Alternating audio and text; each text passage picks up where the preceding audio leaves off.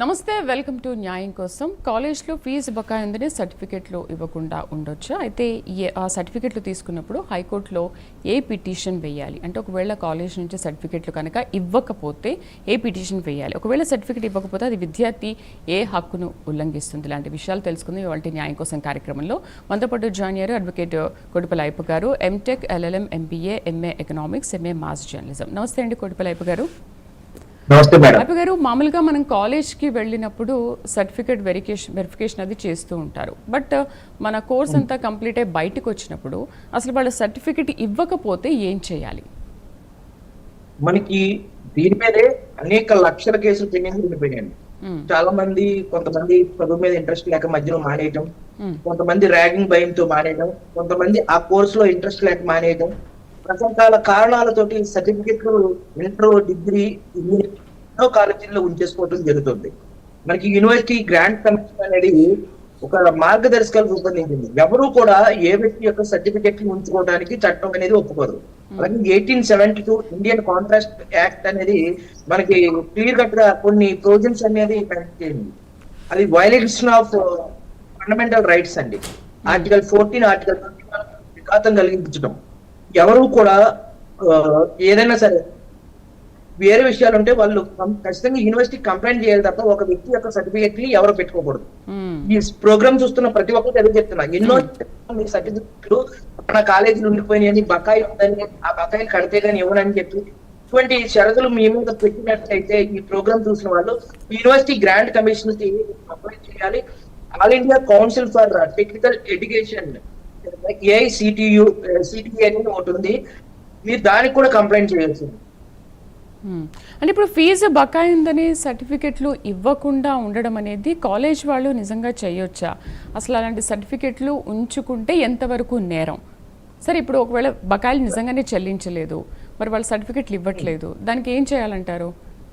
లేదు మీరు తీసుకొని తర్వాత అయినా ఫీజు చెల్లించండి అని చెప్పొచ్చా? సర్టిఫికెట్ కి బకాయిలకి సంబంధం లేదండి.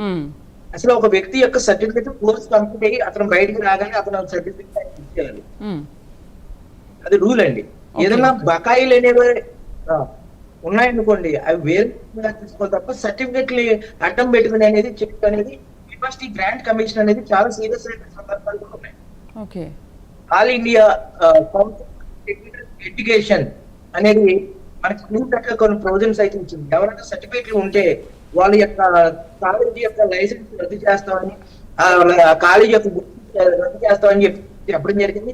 గతంలో కూడా అనేక కేసుల్లో సుప్రీంకోర్టు ఈ కామన్ గా ఒక జడ్జిమెంట్ ఇవ్వలేదు, కానీ కేసు యొక్క తీవ్రత బట్టి అనేక కేసుల్లో అనేక జడ్జిమెంట్స్ ఇవ్వడం జరిగింది. ఎవరైనా సరే సర్టిఫికేట్ ఉంచుకుని వాళ్ళు ఇవ్వకపోతే వాళ్ళు ఫండమెంటల్ రైట్స్ ను వైలేట్ చేసినట్టు వాళ్ళు ఖచ్చితంగా నష్టపరిహారం కూడా కోరుకోవచ్చు. అలాగే కన్జ్యూమర్ కోర్టులో కూడా మనం వేసుకోవచ్చు. ఓకే, ఇప్పుడు హైకోర్టులో అయితే ఏ పిటిషన్ వేయొచ్చు విద్యార్థులు దీని మీద? ఆర్టికల్ 226 ప్రకారం రిట్ అనేది ఫైల్ చేయొచ్చు అండి.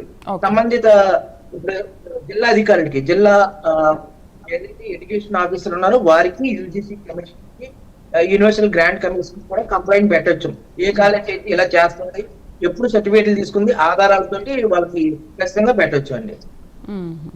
రైట్, మీరు గమనించడం లేదు, ఒక యూనివర్సిటీ నుంచి పాస్ అయిన తర్వాత వాళ్ళు రాయించుకుంటారు రిసీవ్డ్ ఒరిజినల్ సర్టిఫికేట్, సంతకం కూడా పెట్టించుకుంటారు డేట్ వేసి. అది పెట్టకుండా వాళ్ళ సర్టిఫికేట్ ఇష్యూ చేసామని చెప్పి అబద్ధాలు ఆడినా దానికి రిసీవ్డ్ ఒరిజినల్ డాక్యుమెంట్స్ అని చెప్పేసి ఇస్తారండి. అందుకే ఓకే, రైట్. దీనికి సంబంధించి ఎవరికైనా ఎటువంటి సందేహాలు ఉన్నా కూడా స్క్రీన్ పైన కనబడుతున్న నంబర్స్కి కాల్ చేసి మీరు అడ్వకేట్ గారితో మాట్లాడచ్చు. అయ్యప్ప గారు, ఒకవేళ సర్టిఫికెట్లు ఇవ్వకపోతే అది విద్యార్థి ఏ హక్కును ఉల్లంఘిస్తుంది? ఇలాంటి కేసెస్ మీరు ఇంతవరకు ఎన్ని చూశారు? ఇంకా పెండింగ్లోనే ఉన్నాయా? దీనిపైన కేసు వేసిన తర్వాత అయినా కూడా సర్టిఫికెట్లు విద్యార్థులకు అందజేశారా మరి ఎవరైనా? ఖచ్చితంగా అనేక కాలేజీలండి చాలా పెద్ద పెద్ద సమస్యలు పడుతున్నాయండి. ఆ సమస్యలు ప్రభుత్వం కూడా అర్థం చేసుకోవాలి. ఎందుకంటే ఏదైనా ఎస్ఐ ఎగ్జామ్ కో, ఎంఆర్ఓ ఎగ్జామ్స్ రాసి గ్రూప్ 1, గ్రూప్ 2 లేకపోతే ఎస్ఐ లాంటి ఎగ్జామ్స్ రాసినప్పుడు 5వ తరగతి నుంచి కూడా ఎక్కడెక్కడ చదివారు అని చెప్పి అకాడమిక్ ఇయర్ తో పాటు అన్ని రాయించుకురమ్మని చెప్తున్నారు. కొన్ని స్కూల్స్ ఆల్రెడీ మోతపడిపోయినాయి. అక్కడ ఈ సర్టిఫికేట్ కానీ ఆ రికార్డింగ్ వాళ్ళు కూడా లేరు. ఇటువంటి సమస్యలు ఉన్నప్పుడు కూడా ఏ సంవత్సరం అయితే చదివారో ఆ రికార్డ్ అంతా కూడా ఆ సంబంధించిన హై స్కూల్ కో లేకపోతే అక్కడ బోర్డింగ్ స్కూల్ కో అప్ చెప్పవలసిన బాధ్యత వాళ్ళకు ఉంది. కూడా చేయకుండా చేసేవారు. అలా రికార్డులు కూడా చాలా మంది దగ్గర లేవు. దీని మీద నేను హైకోర్టులో ఒక రిట్ వేయడం జరిగింది. హైకోర్టు అప్పుడు దాకా ఆ స్కూల్ ఉందా లేదా అని చెప్పి ఎంక్వైరీ చేసి రిపోర్ట్ ఇమ్మని చెప్పింది. ఆ స్కూల్ ఉందని చెప్పారు. ఆ స్కూల్ ఉన్నప్పుడైతే ఆ స్కూల్ యాజమాన్యం ఎక్కడుంది అని చెప్పి ప్రభుత్వం ఆదేశాలు ఇవ్వడం జరిగింది.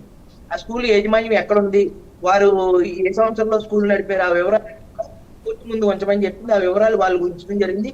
వాళ్ళు వెళ్ళి రికార్డులు అన్ని కూడా భద్రపరచవలసిన బాధ్యత కూడా వాళ్ళ పేరు మీద మీదే ఉందండి. మనకి ఎవరైనా సరే డాక్యుమెంట్లు ఇవ్వలేనప్పుడు యూజీసీ గ్రాంట్ కమిషన్ కి ఏదైతే మనం కంప్లైంట్ చేసామో అలాంటి కంప్లైంట్ చేసినటువంటి విద్యార్థి సంఘాలు కూడా అనేక ఉన్నాయండి. కొన్ని కాలేజీల యొక్క రికగ్నైజేషన్ కూడా గుర్తింపును కూడా రద్దు చేయడం కూడా జరిగిందండి. అలాంటి కూడా ఉంటాయి. దయచేసి నేను ఒకటి చెప్తానండి, అనేక మంది అన్న నేను పలానా కాలేజీలో చదివాను, పలానా స్కూల్లో చదివాను, నా సర్టిఫికేట్ ఇవ్వట్లేదు అని చాలా మంది నాకు చెప్తూ ఉంటారు. దయచేసి మన ప్రైమ్ లో న్యాయం కోసం ప్రోగ్రామ్ లో దీని మీద ఎక్స్ప్రెషన్ గా ఈ ప్రోగ్రామ్ ఎందుకు చేస్తున్నామంటే, అలాగా మీ కాలేజీ కనుక ఎవరైనా మీ సర్టిఫికేట్లు ఉంచుకుంటే జిల్లా ఎవరైతే విద్యాశాఖ అధికారికి కలెక్టర్ గారికి మీరు కంప్లైంట్ రాయండి. తదుపరి మీరు కంప్లైంట్ రాసిన తర్వాత అక్కడ న్యాయం జరగకపోతే యూజీసీకి యూనివర్సిటీ గ్రాంట్ కమిషన్ కి కూడా ఫిర్యాదు చేయొచ్చు. అలాగే హ్యూమన్ రైట్స్ కమిషన్ ఫిర్యాదు చేయొచ్చు, కన్జ్యూమర్ల కోర్టులో వేసుకోవచ్చు, హైకోర్టులో 226 ప్రకారం రిట్ వేసుకోవచ్చు. మీకు ఇన్ని హక్కులు ఉన్నాయి. మీరు ఈ హక్కుల్ని ఉపయోగించుకుని మీ సర్టిఫికేట్లు తిరిగి తీసుకుని మీరు భవిష్యత్తులో మీరు ముందుకు వెళ్ళొచ్చు. రైట్. ముందుగా అసలు ఇది ఫిర్యాదు చేయాలి అంటే అయ్యప్ప గారు ఎక్కడ, అప్పుడు సరే కాలేజ్లో సర్టిఫికెట్లు ఇవ్వట్లేదు, వాళ్ళది అయిపోయిన తర్వాత కూడా ఇవ్వట్లేదు అనుకున్నప్పుడు వాళ్ళు ముందుగా ఆ స్టూడెంట్స్ కానీ పేరెంట్స్ కానీ పోలీస్ స్టేషన్కి వెళ్ళి కంప్లైంట్ చేయాలా, ఎలా అప్రోచ్ అవ్వాలి? పోలీస్ స్టేషన్ కాదండి, వాళ్ళు ఏ సంవత్సరం నుంచి ఏ సంవత్సరం చదివారు, ఇది ఏ సంవత్సరంలో ఏ సర్టిఫికేట్లు 10th ఏ అయితే ఒరిజినల్ సర్టిఫికేట్ ఇచ్చారో ఆ ఒరిజినల్ సర్టిఫికేట్లు ఎలా ఇచ్చారు అంటే కౌన్సిలింగ్ లో ఇచ్చిన మళ్ళీ కాలేజీకి పంపిస్తారు, అలా వచ్చినాయా లేదు నేరుగా వాళ్ళు ప్రైవేట్ గా సీట్ కొనుక్కున్నప్పుడు ఇచ్చారా అనే వివరాలు కూడా రాసి రావాలండి. ఆ వివరాలన్నీ రాసి జిల్లా ఏదైతే విద్యాశాఖ అధికారులు ఉంటారో వారికి కలెక్టర్ గారికి ఒక రిప్రజెంటేషన్ ఇవ్వాలి. పోలీస్ స్టేషన్ లో తర్వాత అండి ఫస్ట్ వాళ్ళకి విద్యాశాఖ అధికారిని అలాగే మండల ఎడ్యుకేషన్ ఆఫీసర్ కూడా ఉంటారండి ఎంఈఓ, వారికి కూడా ఫిర్యాదు చేయవచ్చు. ఫిర్యాదు చేసిన తర్వాత అక్కడ న్యాయం జరగకపోతే ఈ ఫిర్యాదుల ఆధారంగా మీరు పోలీస్ కంప్లైంట్ ఇవ్వచ్చు. పోలీస్ కంప్లైంట్ లో కూడా మీకు న్యాయం జరగకపోతే హైకోర్టులో రిట్ వేయచ్చు, కన్జ్యూమర్ కోర్టులో వేయచ్చు. మీకు అనేక న్యాయస్థానాలు ఉన్నాయి. దీని మీద యూనివర్సిటీ గ్రాంట్ కమిషన్ కూడా ఆధారాలతోటి యూనివర్సిటీ గ్రాంట్ కమిషన్ కూడా మీరు లేఖ రాస్తే ఒక పిటిషన్ ఒక దరఖాస్తు చేసుకున్నట్లయితే ఖచ్చితంగా యూనివర్సిటీ గ్రాంట్ కమిషన్ అధికారులకి కొన్ని ఆదేశాలు ఇవ్వడం జరిగింది. ఆ ఆదేశాల ప్రకారం ఎంక్వైరీ రిపోర్ట్ కూడా వారికి పొందుపరచవలసి ఉంటుందండి. కానీ ఆధారాలు అనేవి తప్పుడు ఆధారాలు ఇవ్వకూడదండి. ఏదంటే అసత్యపూరితమైనటువంటి ఆధారాలతో కాలేజీల మీద ఎలిగేషన్ అనేది తీసుకురాకూడదు. ఇప్పుడు ఇక్కడ ఇంకోటి కూడా ఉందండి, ఒక విద్యార్థులకే కాదు, కొంతమంది వర్క్ చేస్తూ ఉంటారు చిన్న చిన్న కంపెనీల్లోను స్కూళ్ళలోను అలాగే కాలేజీల్లోను ప్రొఫెసర్లుగా అసిస్టెంట్ ప్రొఫెసర్లుగా గట్రా. నాకు తెలిసి మన గోదావరి జిల్లాలో ఒక అమ్మాయి వాళ్ళ తండ్రి గారు స్కూల్ టీచర్ గా పనిచేస్తాం, చనిపోతే కారుణ్య మరణం కింద ఆమెకి జాబ్ వస్తే మనం ఒక ప్రైవేట్ స్కూల్లో పనిచేస్తాం, చాలా రోజులు ఎంచుకుని ఇవ్వలేకపోవడం జరిగింది. అప్పుడు నేను వైసీపీ హయాంలో నేను కలెక్టర్ గారికి నేను కంప్లైంట్ చేస్తే ఇమీడియట్ గా సర్టిఫికేట్లు ఇవ్వడం జరిగింది. ప్రస్తుతం ఆ అమ్మాయి మా పట్టు గ్రామంలో ఉండేటువంటి తూర్పిప్పర్ గ్రామం తాలూకా అమ్మాయి ఇప్పుడు పక్కన ఇంకో గ్రామంలో కూడా కండిగా అని చెప్పి ఒక గ్రామంలో కూడా సెక్రటరీ గా పనిచేస్తూ ఉందండి.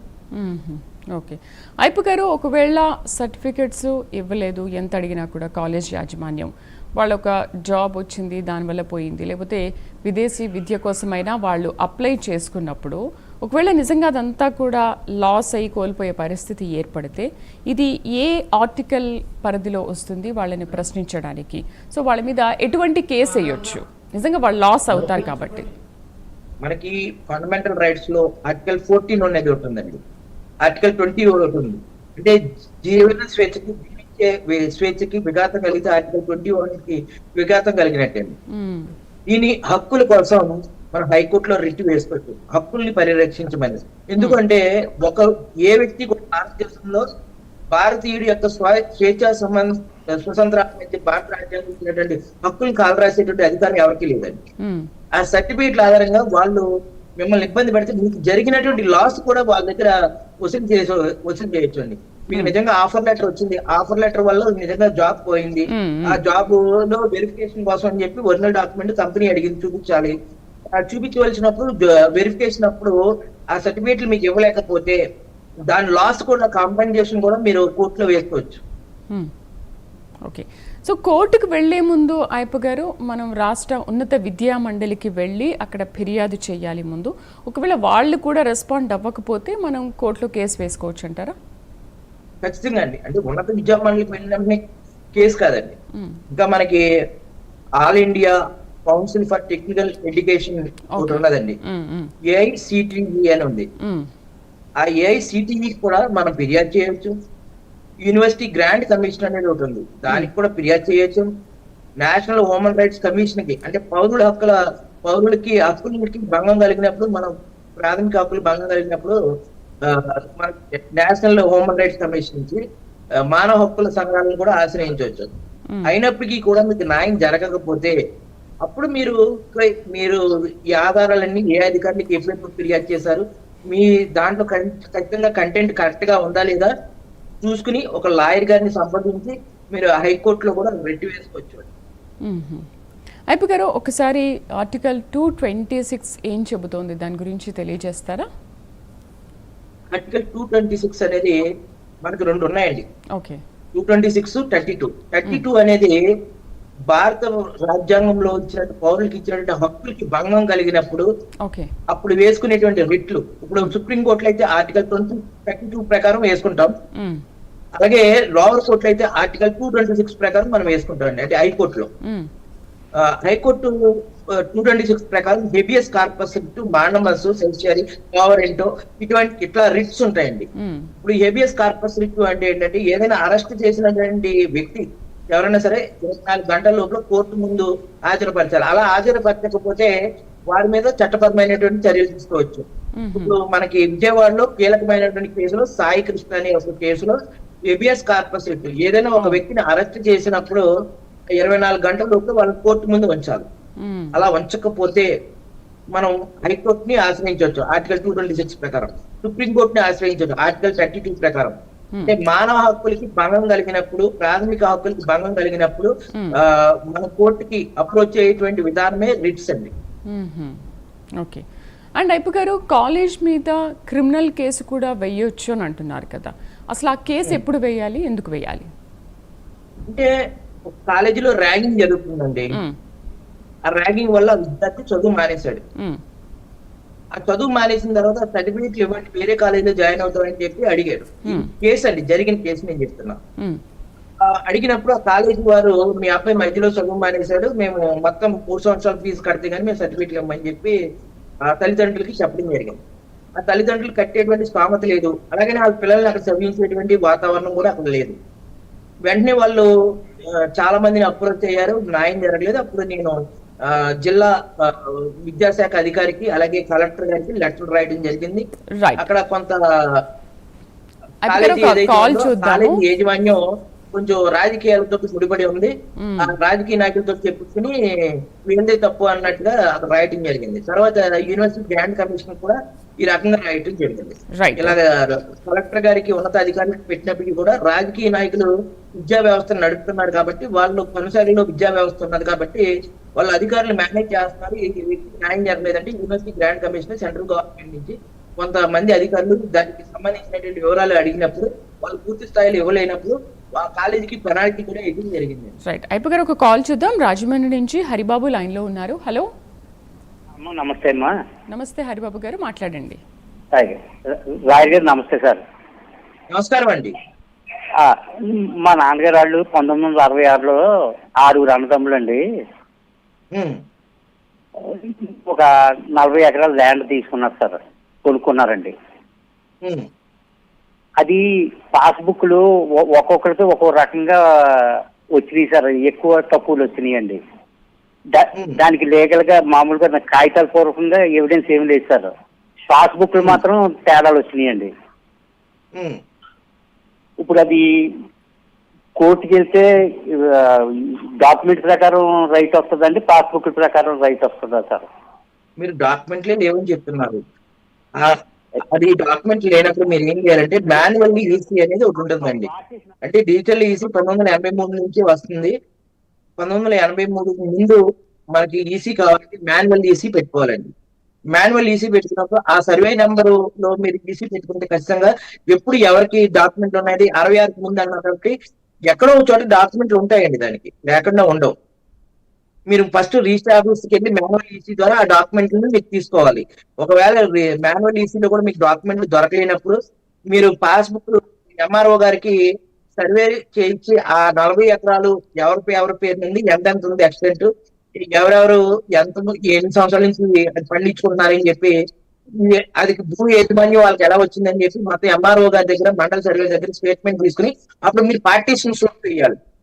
మాకు అసమాన భాగాలుగా మాకు ఇచ్చి పోలీసు చెప్పారు, లేదా మా పొలం ఇంత ఉండాలి, వాటా ప్రకారం ఇంత లేదు అని చెప్పి అప్పుడు పార్టీషన్ సూట్ వేస్తే ఖచ్చితంగా మీకు న్యాయం జరుగుతుందండి. రైట్, నెక్స్ట్ కాల్ చూద్దాం. ప్రకాశం నుంచి భగవాన్ లైన్ లో ఉన్నారు. హలో భగవాన్ గారు, మాట్లాడండి. సమస్య ఏంటి చెప్పండి. మేడం, అబ్బాయికి ప్రకాశం జిల్లా మేము ఒక ఇల్లు రిజిస్ట్రేషన్ చేయించుకున్నాం మేడం. ఇల్లు రిజిస్ట్రేషన్ చేయించుకుంటే అది ఒక 6 నెలలు ఉంటామన్నారండి. ఒక 6 నెలలు ఉంటామన్నారు. సర్లే అది కొద్దిగా పరువు పోయింది అని అన్నందుకు అక్కడ ఇవ్వాల్సి వచ్చింది మేడం వాళ్ళు ఇల్లు. ఆ తర్వాత ఇల్లు ఖాళీ అంటే మనకి మీకు రెంటే కదా ఇస్తాంలే అని అన్నారు. ఆ రెంట్ ఇస్తూ ఒక 12 నెలలు ఇచ్చిన తర్వాత మేము ఇంకా మా ఇల్లు ఖాళీ చేయము, మీ ఇష్టమైన వాళ్ళకి చెప్పుకోండి అని అన్నాడు.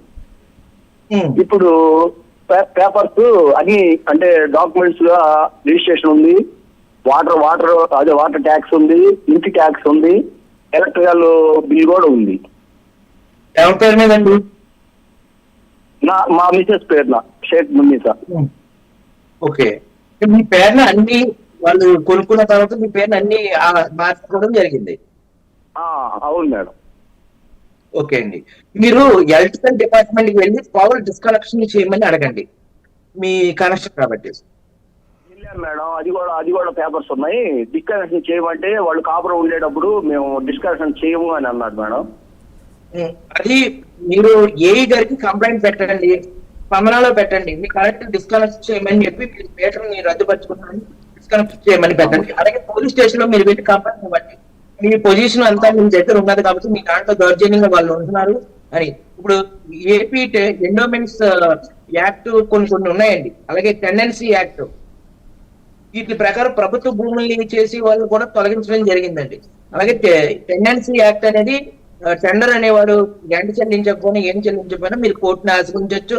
ఎన్నాళ్ళ నుంచి అతను రెంట్ ఇవ్వకుండా ఉన్నాడు అంత రెంట్ కూడా అతని దగ్గర వసూలు చేయొచ్చు. అలాగే మీరు పోలీస్ స్టేషన్ కూడా మీరు వెళ్ళి కేసు పెట్టచ్చు అండి. రైట్, నెక్స్ట్ కాల్ చూద్దాం. ప్రభాకర్ గుంటూరు నుంచి. హలో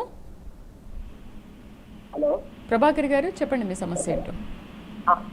నమస్తే మేడం గారు. నమస్తే, మాట్లాడండి. చెప్పండి. నమస్తే, చెప్పండి. హలో, చెప్పండి సార్.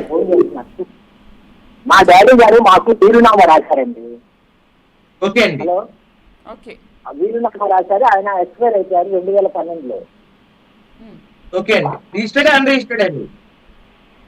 రిజిస్టర్డ్ అది రిజిస్టర్డ్ ఇల్లే సార్ అది. ఓకే అండి. అయితే ఆ ఒరిజినల్ కాపీ మాకు రిజిస్టర్ ఆఫీసులో ఒకటే ఇచ్చారు వీలునామా. అది మా పెద్దన్నయ్య దగ్గర ఉన్నది. అయితే మాకు తర్వాత సర్టిఫికేట్ కాపీలని 2 కాపీలు ఇచ్చారు మాకు రిజిస్టర్ ఆఫీసులో. మేము ఇప్పుడు ఏదైనా తనఖా పెట్టుకోవడానికి ఏదైనా బ్యాంకు దగ్గరికి వెళ్తుంటే వాళ్ళు ఒరిజినల్ కావాలని నేను అడుగుతున్నారు. ఒరిజినల్ అనేది వీలునామా అనేది తండ్రి రాశారు కాబట్టి తండ్రి నుంచి వీలునామా రాశారు కాబట్టి ఇప్పుడు బ్యాంక్ వారు లీగల్ వెరిఫికేషన్ లో కూడా ఎన్కంబరెన్స్ సర్టిఫికేట్ ఈసీ చూస్తారండి. ఈసీ ఎవరి నుంచి ఎవరికి వచ్చింది అనేది చూస్తారు తప్ప ఇప్పుడు ఒకవేళ పోయిందని మీరు కంప్లైంట్ ఇవ్వండి, మీరు పోలీస్ స్టేషన్ లో మీరు పోయిందని మీరు ఫిర్యాదు చేయండి. మీకు పోలీస్ సర్టిఫికేట్ కాపీ ఇస్తుంది కదా, ఆ సర్టిఫికేట్ కాపీ సాధారణంగా మీకు క్రిమినల్ కేసు చేస్తుంది, పేపర్లో ప్రకటన వేస్తారు. ఎందుకంటే మీ బ్రదర్ దగ్గర ఇవ్వట్లేదు కాబట్టి మీకు అప్పుడు సర్టిఫికేట్ కాపీస్ బేస్ చేసుకునే లోన్స్, బ్యాంక్ లోన్స్ కూడా మీరు పొందొచ్చు అండి. రైట్. చివరిగా అయ్యప్ప గారు, సర్టిఫికెట్లు ఇవ్వకుంటే కనుక ఒకవేళ కాలేజీ పైన కోర్టు ఎటువంటి చర్యలు తీసుకునే అవకాశం ఉంటుంది? ఖచ్చితంగా చాలా ఎక్స్ప్లెనేషన్ అనేది అడుగుతుందండి. ఏ కారణం చేత మీరు సర్టిఫికేట్ ఇవ్వలేకపోయారండి. వాళ్ళ వైపు కూడా కారణాలు చూస్తారు కదండి. వాళ్ళు నిజంగా ఆ అబ్బాయి వల్ల కాలేజీలో ఏదైనా డిస్టర్బ్ జరిగిందా, లేదంటే ఏమన్నా బిల్డింగ్ ఫండ్ ఎందుకు కట్టించుకుంటారంటే బిల్డింగ్ లో ఏమన్నా వాళ్ళు బదులు కొట్టేయడం, చేసినప్పుడు ఏమైనా ఇబ్బంది, నోటీస్ బోర్డులు బాగా కొట్టడం చాలా చూసామండి. వాళ్ళ కారణాలు వాళ్ళు చెప్తూ ఉంటారు. ఆ కారణాలు కరెక్ట్గా ఉన్నాయా లేదని చెక్ చేస్తారు. కానీ ఏదేమైనప్పుడు కూడా కాలేజీ యాజమాన్యాలు సర్టిఫికెట్లు ఉంచుకోవటం అనేది చట్టరీత్యా నేరం అండి. ఒక కాలేజీ విద్యార్థి చదువు అయిన తర్వాత వారి సర్టిఫికెట్లు వాళ్ళని వెనక్కి ఇవ్వటం అనేది అది చట్ట ప్రకారం జరగవలసినటువంటి ప్రక్రియ. దానికి విఘాతం కలిగినట్టే అండి. అంటే ఇది స్కూల్ కూడా వర్తిస్తుందా, ఓన్లీ కాలేజ్ లేనా? ఎవరికైనా అండి, ఎవరికైనా వర్తిస్తుంది. స్కూల్ అయినా కాలేజీ అయినా. ఇప్పుడు విద్యా హక్కుని 86వ రాజ్యాంగ సవరణ చట్టం ద్వారా ఉచిత నిర్బంధ విద్య 1 నుంచి 14 సంవత్సరాల వరకు కూడా ఉచిత నిర్బంధ విద్య అని చెప్పి ఒక ప్రాథమిక హక్కుల్లో భాగంగానే చేశారు.